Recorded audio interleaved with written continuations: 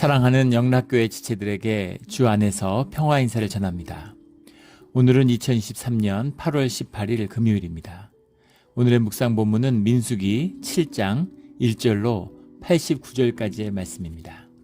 오늘 본문 말씀 7장 1절부터의 말씀은 이렇게 시작합니다. 모세가 장막 세우기를 끝내고 그것에 기름을 발라 거룩히 구별하고 또 그 모든 기구와 제단과 그 모든 기물에 기름을 발라 거룩하게 구별한 날에 장막 세우기를 마친 것은 출애굽 2년 첫째 달 첫째 일이었습니다. 장막을 세우기를 마쳤는데 우리 민수기가 시작되면 그 광야의 행진을 나아갈 사람들을 계수하는 이야기가 나오죠. 그건 장막이 세워진 다음에 이루어진 일이에요. 그리고 둘째 해 출애굽 2년에 2월 20일에 이제 광야의 행진을 시작하게 되죠. 그래서 성막이 완성된 날과 광야의 행진을 시작한 날 사이에는 50일의 시간이 있습니다. 그런데 장막 세우기를 끝내고 기름을 발랐다라고 하는 것이 장막을 세우고 바로 기름을 바른 것인가 라고 한다면 그러면 순서가 뒤집어져 있는 거죠. 순서가 뒤집어져 있는 것이기 때문에 앞에 나왔던 계수의 이야기가 사실은 뒤에 일어난 사건인데 앞에 나오고 지금 장막을 세우고 기름을 발랐다라는 것을 이제 뭐 도유 사건이다 뭐 이렇게 이야기를 하는데 그 도유라고 그러죠. 지금도 가톨릭에서는 그 기름을 바르는 축복하는 이제 그런 걸 할 때 안수 이런 걸 할 때 그걸 도유라고 합니다. 칠할도자를 쓰는 거죠. 그 집도자에다 흙도자를 쓰는 흙에다가 이렇게 진흙을 바르는다 이런 의미에서 온 단어인데 어려운 단어입니다. 어려운 한자어죠. 도유 기름을 바른다 그렇게 쓰는데 기름을 발랐다라고 하는 것은 요즘으로 하면 이제 봉헌 의식을 한 거죠. 봉헌 예배를 드린 겁니다. 장막 세우기를 끝내고 봉헌 예배를 드렸는데 그래서 이 사건을 왜 뒤집었느냐에 대한 논란이 많아요. 그래서 이제 계수의 의미, 광야의 의미를 살리기 위해서 이것을 이제 처음부터 율법이 나오는 것보다 사람들이 세워진 그런 의미들을 강조하기 위한 것이다. 뭐 여러 가지 해석들이 많은데 꼭 이 기름을 바르는 것을 장막 세우기가 끝나자마자 발랐다고 볼 필요는 없다는 겁니다. 왜냐하면 봉헌 예배도 그렇죠. 예배가 준공이 되자마자 봉헌 예배를 드리진 않죠. 그 시간이 지난 다음에 우리 장례식 때도 추모 예배를 드리잖아요. 추모 예배는 언제든 드릴 수 있습니다. 뭐 장례가 꼭 끝나는 날이나 또는 하관 예배를 드린 날, 그날 꼭 드려야 되는 게 아니죠. 그래서 추모 예배는 사람들이 정해서 드릴 수 있는 것처럼 꼭 장막을 세운 날 봉헌 의식을 드렸다 이렇게 볼 수는 없다는 것이죠. 그리고 뒤에 문맥을 가만히 보면 이미 뒤에 헌물 드리는 사람들의 그 지휘관들, 우두머리들이 나오는데 그들이 앞에 나왔던 광야의 행진을 할 때 군대를 지휘하는 지휘관의 이름과 같다는 걸 알 수 있죠. 그래서 계수의 사건 뒤에 이 기름을 바르는 이 봉헌 의식이 행해졌다라고 보는 것이 자연스러울 겁니다. 물론 성경은 시간의 연대에 관심이 없어요. 앞에 일어나고 뒤에 일어나고 이건 우리 인간에게 중요한 것이지 우리는 그게 굉장히 중요하죠. 시간순으로. 우리의 의식이 시간을 따라가기 때문에 시간이 우리 의식의 산물이죠. 그래서 우리는 굉장히 시간의 순서, 뭐가 앞이냐 뒤냐, 누가 먼저 태어났느냐 이런 게 굉장히 중요하잖아요. 그런데 하도 그 태어난 거에 예민하니까 막 나이 속이고 누가 네가 0이다 내가 0이다 이래서 주민등록증을 만든 이유가 남자들이 나이 갖고 싸우지 못하게 하려고 만들었다 뭐 이런 우스개 얘기가 있을 만큼 시간의 순서에 예민하잖아요. 그런데 성경은 시간의 순서에 관심이 없습니다. 주님의 계시, 주님의 구속의 섭리에 관심이 있지 어떤 일이 먼저고 뒤고 이런 거 중요하지 않아요. 주님 안에 그게 무슨 의미가 있습니까? 그렇긴 하지만 그래서 이 순서를 뒤집었다고 해서 문제가 되는 것은 아니지만 문맥을 가만히 보면 꼭 뒤집었다고 보기는 어렵다라는 것이죠. 그래서 이 순서대로 장막을 세워놓고 계수를 하고 사람들이 다 준비가 된 다음에 올거나이즈가 된 다음에 그 다음에 기름을 발라서 이렇게 그 봉헌 의식을 행했다 이렇게 보는 것이 맞을 것 같습니다. 이것이 질서의 문제죠. 영적 질서의 문제입니다. 성경을 읽어보면 주님은 굉장히 영적 질서를 중시 여기세요. 질서 있는 걸 좋아하시는 것 같습니다. 그래서 어지러운 것, 혼잡한 것 이런 걸 좋아하지 않으세요. 질서를 세워가는 것, 영적 질서가 굉장히 중요한 것이죠. 그런 질서를 세우고 그 질서에 따라 예배의 자리를 세웠다라는 겁니다. 2절에 이스라엘 지휘관들이 곧 그들 조상의 가문 우두머리들이요 그 지파의 지휘관으로서 그 계수함을 받은 자의 감독된 자들이 헌물을 드렸으니, 이제 기름을 발랐다라고 하는 그 의미는 주님의 것이 되었다 이런 뜻이죠. 성스러워졌다 이런 뜻입니다. 기름을 발랐다, 기름 부음을 받았다라는 건 이제 주님의 것이라는 거예요. 주님에게 것으로만, 주님의 일로만 쓰임을 받는 것이 되었다는 겁니다. 다른 것에 쓰면 안 돼요. 주님께만 쓰였다라는 거죠. 주님께 구별돼서 주님께 드려진 것, 주님을 위해서 쓰임 받는 것이다라는 겁니다. 그렇게 소중함을 받은 것이죠. 근데 그곳에 나와서 이제 헌물을 드리는 자들이 구별되는데, 이스라엘의 지휘관들 앞에도 나왔던 말이지만, 네시에이라는 말이죠. 네시에이라는 말은 이제 나사라는 말이 원형인데, 영어로 하면 lift up, 들어 올리다 이런 뜻입니다. 올려진 자들, 세움을 받은 자들, 그런 자들이죠. 여기 지휘관들은 이제 군사적인 이제 지휘를 할 수 있는 그런 의미가 가졌다라는 것이 우리 민수기 앞에서 나눈 바 있습니다. 곧 그들 조상의 가문의 우두머리들이요. 우두머리라고 해석된 말은 라쉐이라는 말인데, 라쉐이라는 건 머리를 말하는 거죠. 헤드, 머리들, 우두머리들이요. 그 지파의 지휘관으로서 그 계수함을 받은 자의 감독된 자들이니, 감독된 자들이라는 말이 이제 하우머딤이라고 하는 말인데, 하우머딤이란 말이네요. 하우머딤이란 말인데, 햄이라는 건 그냥 데이, 후 이런 겁니다. 그들 뭐 이런 말이에요. 그리고 하우머딤이라는 말은 이제 섰다 이런 말입니다. 스탠드, 서 있다, 서 있는 사람들. 그러니까 그런 사람들은 이제 다스리는 자들이 되는 거죠. 감독된 자들이다, 세움을 받은 자들이다. 그들이 나와서 이제 헌물을 드리는 겁니다. 3절에 그들이 여호와께 드린 헌물은 덮개 있는 수레 6대와 소 12마리이니 지휘관 2사람의 수레가 하나씩이요 지휘관 1사람의 소가 1마리씩이라. 덮개 있는 수레라는 말이 에글로트 살로라는 말인데, 살로라는 말이 커버드, 차양이 있다 이제 이런 얘기고, 에글로트라는 말이 이제 그 수레라고 해석을 했는데, 수레라는 뜻인데 원래는 소를 의미하는 겁니다. 그러니까 소가 끄는 수레라는 걸 알 수 있겠죠. 그래서 소가 끄는 수레, 12개의 수로인데 소가 6대, 수레가 6대인데 소가 12마리니까 소 2마리가 한 대씩 끌었다 이제 이렇게 볼 수 있겠죠. 그래서 그 끄는 수레를 이제 주님께 드려서 이 성막 봉사에 쓰게 했다라는 겁니다. 7절에 보면 게르손 자손들에게는 그들의 직임대로 수레 2과 소 4마리를 주고, 무라리 자손에게는 수레 4과 소 8마리를 주고, 고핫 자손에게는 주지 아니하셨으니. 그래서 왜 이렇게 수레를 이렇게 똑같이 나눠주지 않으셨을까? 게르손 자손들은 성막의 그 양장이나 우리 출애굽에 보면 덮개, 그 장들을, 그 천들을 이제 움직이는, 그러니까 수레 2과 소 4마리면 충분했겠죠.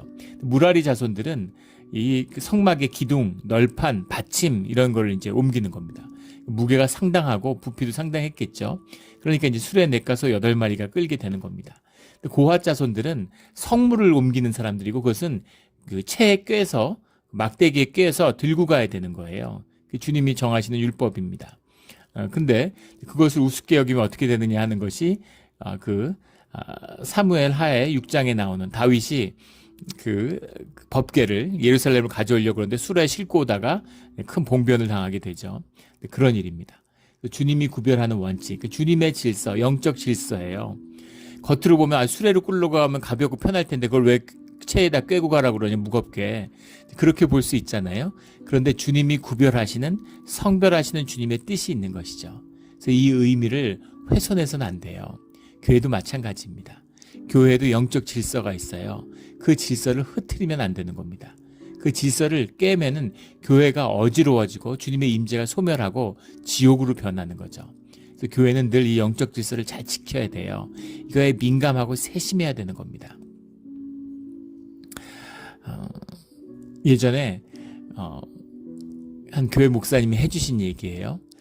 그 교회에 이제 목사님이 큰 분란을 겪었는데 신방에 갔는데 장로님이 그 설교를 하고 축도를 하시더라는 겁니다. 예. 뭐 축도권이라고 해서 이제 축도는 목사들만 보통 하죠. 축도가 축복기도잖아요. 축복기도 누가 하든 무슨 상관입니까? 축복하면 되지 않습니까? 예. 그런데 이제 그 일이 교회가 굉장히 어지럽게 되는 이제 시작이 되었다는 거예요. 예. 나쁜 마음으로 했을까요? 나쁜 마음으로 축도했을까요? 교회를 어지럽히겠다고 했을까요? 그러지 않았겠죠. 예. 신실하고 좋은 것으로 했을 거고.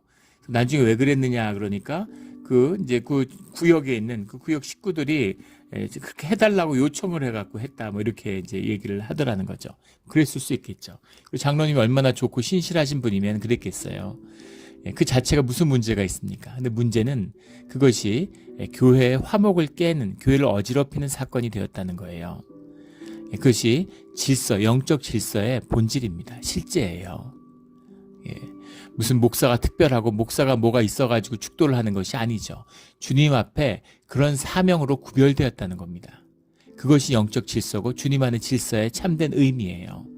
그리고 깊이 들여다보면 그런 하나님의 질서를 흐트리는 자들은 주님에게 대적하고 자신의 에고를 세우고자 하는 그런 더러움이 안에 있습니다. 예. 본인이 의식적으로 하진 않았다 하더라도 무의식적으로 영적으로 하고 있죠. 그리고 주님의 피조물이 어떻게 주님을 거슬릴 수가 있을까요? 그것을 거슬리게 하고 그것을 어지럽히는 대적의 영과 다 있어요. 분명한 영의 실제입니다. 그래서 그 영적인 질서를 잘 세우는 게 중요해요. 요즘엔 그런 분이 없지만 우리 참 왔을 때 우리 교회가 어지러웠습니다. 뭐 십수년을 분쟁을 겪었으니까 뭐 어지러운 게 당연했겠죠. 예, 그래가지고 뭐 교회가 주인이 없어요. 아무거나 막 가져가는 겁니다. 예, 뭐 참 기가 막힌 일들이 많았는데 예, 오면은 심지어 우리 그 예배 당에 있는 그런 그 물건들이 막 사라지는 거예요. 예, 그 우리 재단 위에 있는 그런 것들이 막 사라집니다. 어떤 날 오면 앰프가 하나도 없고. 예. 더 문제는 없어지는 것도 문제지만 그 다음에 누가 가져갔다 이러고 막 또 싸우는 겁니다. 기가 막힌 그런 것이었죠. 예. 그 뒤에 이제 우리가 열쇠 만들어 가지고 다 잠그고, 예.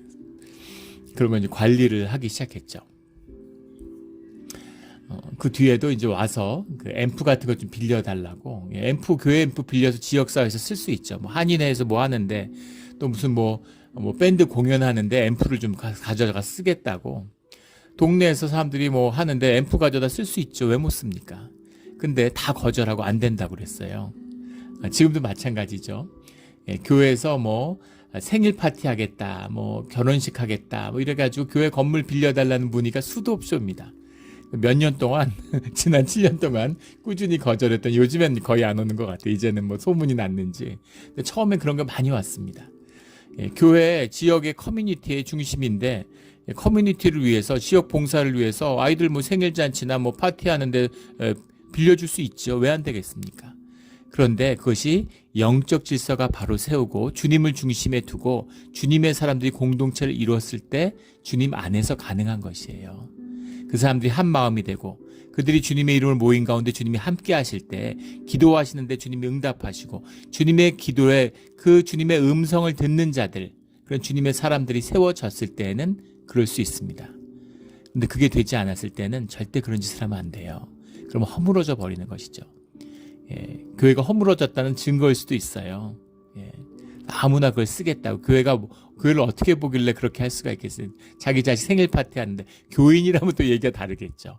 예, 근데 그것도 아닌데 그러니까 교회가 무엇인지, 교회가 무엇에 쓰임 받는지 그런 존중과 그런 의미를 전혀 모르는 그냥 엔터테인먼트의 도구로 마을회관이나 뭐 YMCA나 교회나 뭐가 달라 이런 마음을 갖고 있는 자리에 교회가 그렇게 쓰임을 받아서는 안 된다는 뜻이죠.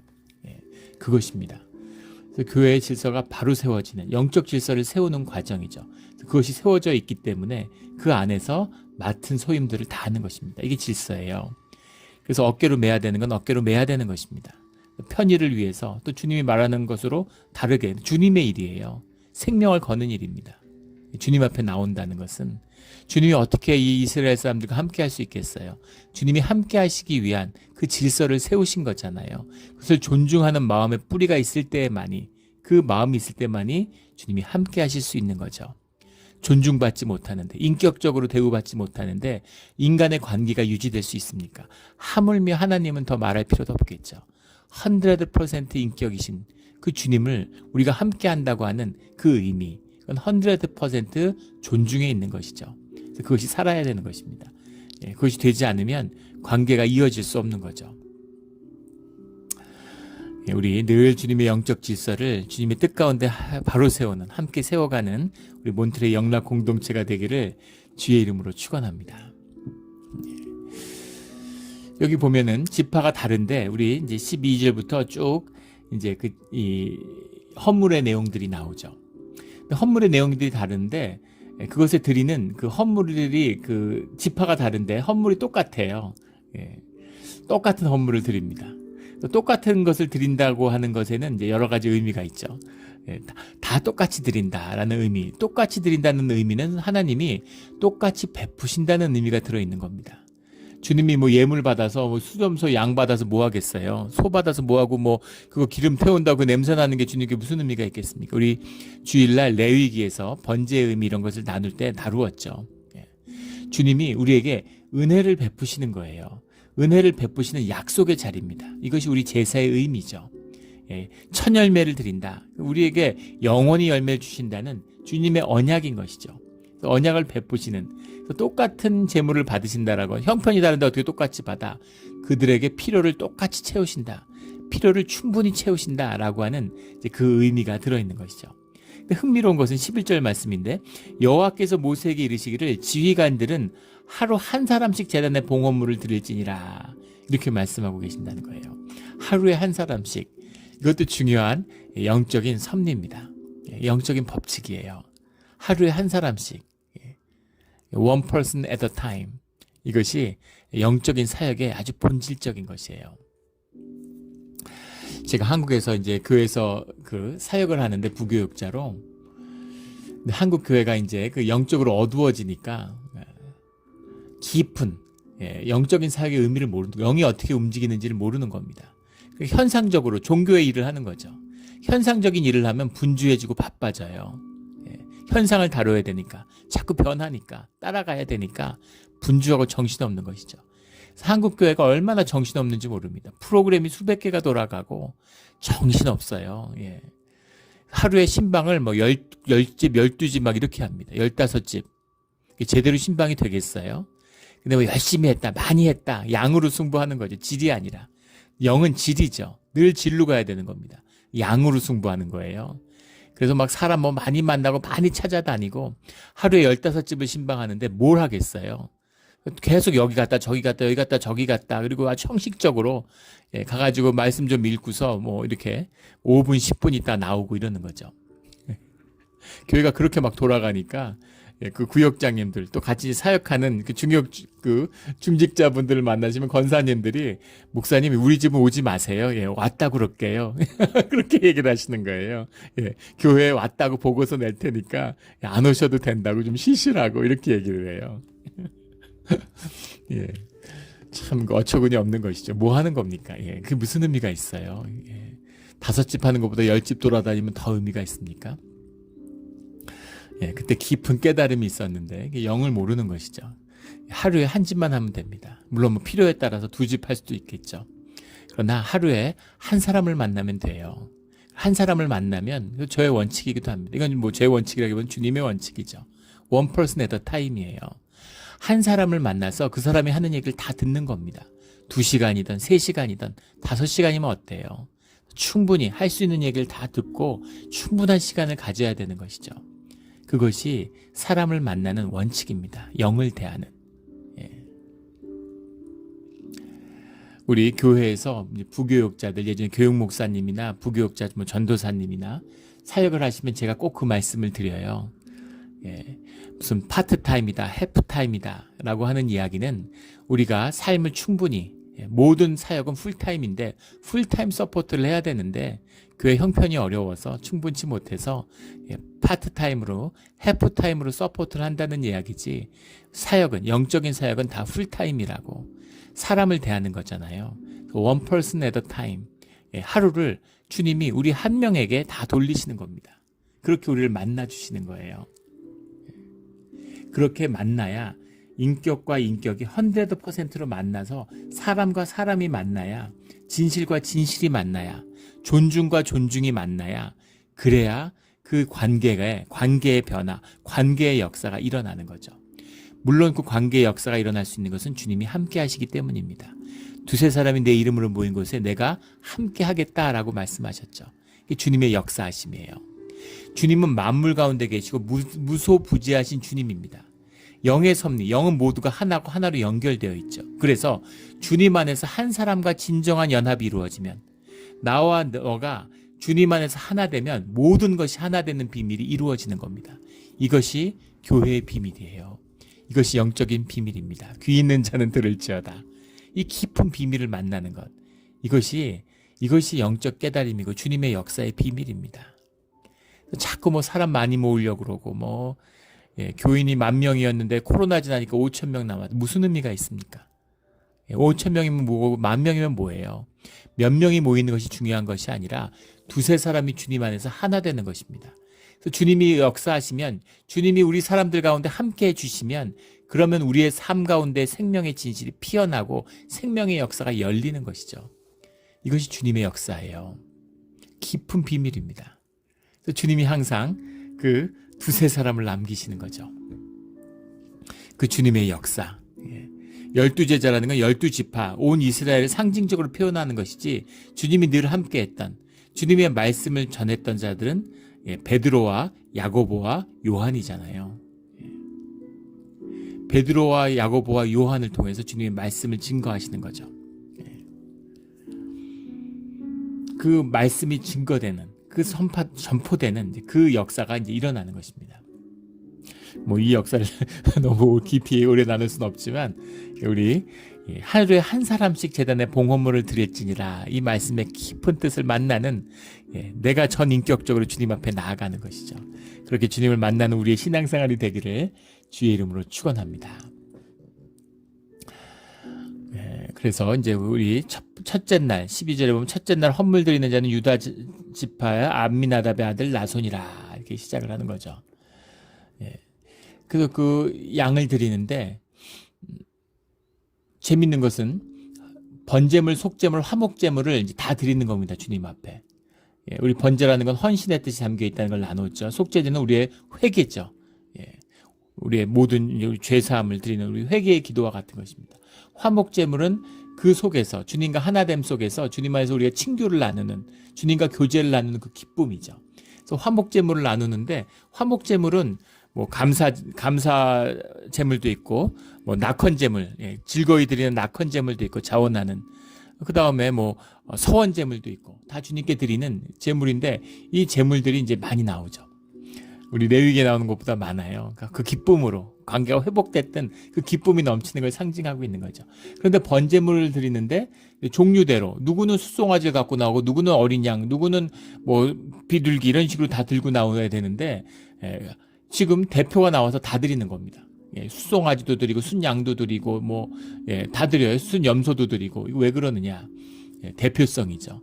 그 지파의 모든 사람을 대표해서 나왔기 때문에 그들이 드릴 수 있는 그 제사의 것들을 종류대로 다 드리는 것입니다.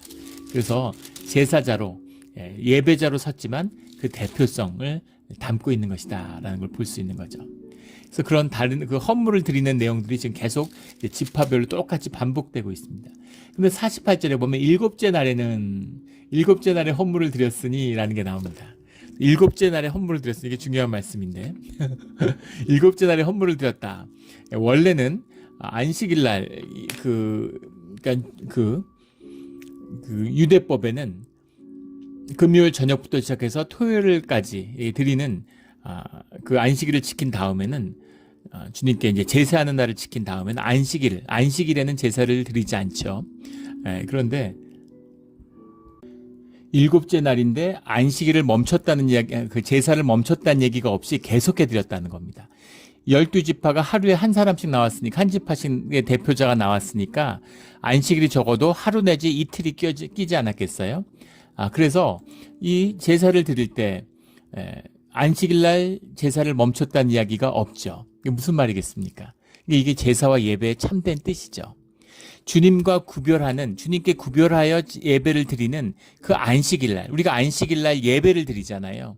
우리가 안식일날 주님께 나와서 예배를 드리는 겁니다. 예배의 참뜻 가운데는 안식일의 뜻에 위배가 없다는 거죠. 이 분명한 의미를 예수님이 말씀하셨죠. 안식일날 어떻게 사람을 고치냐? 안식일날 어떻게 무슨 그 밀 이삭을 따먹느냐? 막 이런 얘기를 하니까 주님이 안식일의 주인이 하나님이시다 이렇게 얘기를 하시는 거죠. 하나님을 만나러 나오는 예배의 자리, 그것이 주님과 하는 관계의 참된 뜻인데 그 뜻을 지키고자 하는 율법의 의미를 세운 것이죠. 그래서 그 의미를 잘 살려야 되는 거죠. 그 의미를 잘 살려야 되는 거예요. 그 의미를 살리는 것이 아니라 기계적으로 적용하는 거죠. 예전에 그 고건이라는 분이 있었죠. 서울 뭐 시장도 하고 총리도 지내고 행정의 달인이라고 불리 30대 도지사를 지내고 행정의 달인이다라는 말을 들은 분이에요. 그분이 가면 지방의 민원들이 뭐 다 해결되는 거죠. 내무 공무원을 했는데 시부터 뭐 도부터 모든 데에 가도 너무너무 그렇게 잘 되는 거예요. 한 기자가 질문을 했습니다. 행정의 달인인데 그게 비밀이 뭐냐고 물어보니까 그 비밀은 참 그것도 항상 보면 영적이고 실제적인 것이죠. 그걸 질문하니까 그분이 뭐라고 대답하냐면 모든 행정상의 어려움, 행정상의 난맥상의 어려움은 그 시장이 또는 도지사가 그 시도 책임자가 공무원이 민원인의 이야기들을 직접 들으면 된다는 거예요. 그러면 그 문제의 대부분이 다 풀린다는 겁니다. 도지사가 됐는데 그 사람들을 직접 만난 시민들의 민원을 직접 들으면 그 문제가 다 해결된대요. 그게 무슨 말입니까? 그게 어떻게 해결될 수 있을까요? 그 민원의 대부분의 문제, 모든 행정적인 문제의 대부분의 문제는 뭐냐면 법의 문제가 아니라는, 법을 잘 만들었어요. 법을 잘 지키면 되는 겁니다. 근데 문제는 뭐냐면 공무원들이 그 법을 아주 경직되게 운용하는 데서 생긴다는 거죠. 경직되게 운영되는 거예요. 그래갖고 뭐 이를테면 물은 뭐 방제 활동에만 쓸 수 있다. 근데 가뭄이 났어요. 그래가지고 막 물 가진 게 소방서밖에 없으니까 벼에 와서 문에 와서 물 좀 뿌려달라고. 그런데 이건 법으로 안 된다 이러고 안 뿌려주는 거죠. 예. 가서 물 있는데 좀 뿌려주고 또 채우면 되지. 그게 뭐가 문제가 되겠어요. 그런데 그것을 자의적으로 사용하게 되면 물이라는 걸 그런 식으로 아무데나 빼먹고 판단에 따라서 그렇게 하면 안 되니까 그것을 엄격하게 법으로 정해놓은 것이죠. 근데 법의 정신이 있잖아요. 사람들을 섬기는 거고 시민들의 편의를 돕는 것이 공무원들의 일이잖아요. 그 원칙에 충실하다 보면 그 법이 어떻게 적용해야 되는지에 대한 그 목표가 보이는 것이죠. 재판도 마찬가지고 모든 법이 마찬가지 아닙니까? 그래서 도지사가 그 얘기를 들어주면, 민원인의 얘기를 직접 들어주면 공무원들이 이제 다 눈치를 보잖아요. 인사권자니까. 그러니까 법의 원칙을 탄력적으로 운영하면서 법의 원칙이 살아나게 되는 거죠. 그래서 아무 민원이 다 해결이 된다라는 거예요. 기가 막힌 이야기죠. 율법의 주인, 안식일의 주인이 주님입니다. 근데 그걸 율법을 강화하고 종교의 것으로 만들어가지고 주님이 오셨는데 주님이 주일날 사람 고쳤다고 안식일의 법을 위반했다고 뭐라 그러는 거죠. 전도가 이제 뒤집힌 것이죠. 이런 의미입니다. 그래서 구약의 말씀을 잘 읽어봐도 안식일의 참 의미가 무엇인지를 알 수 있어요. 그런데 내가 율법을 지킨다고, 뭐 하나님의 법을 지킨다 그러면서 하나님과 사람의 관계를 이간시키는, 깨버리는, 이게 이제 종교의 악인 것이죠. 제일 취약하고 더러운 악이 되는 것입니다.